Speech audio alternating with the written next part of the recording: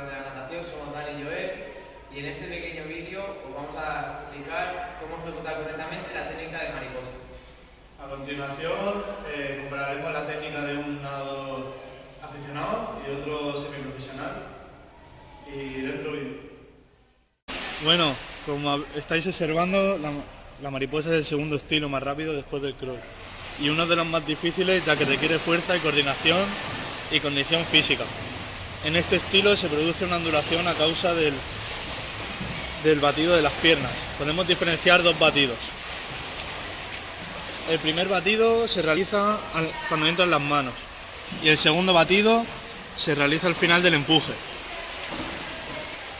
Otra cosa muy importante es la acción de los brazos, donde el movimiento tiene que ser simétrico y simultáneo a la acción de las piernas.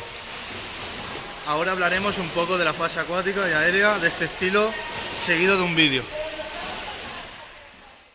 El nadador semiprofesional está corrigiendo al nadador aficionado para que realice correctamente todas las fases subacuáticos del estilo mariposa.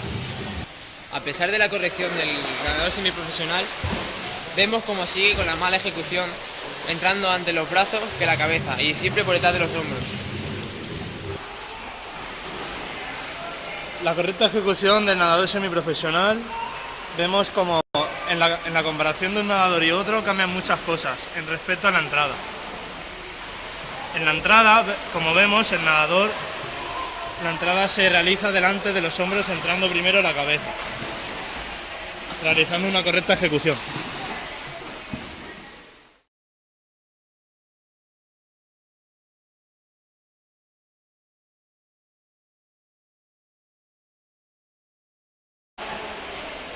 Ahora veremos la fase aérea o recobro.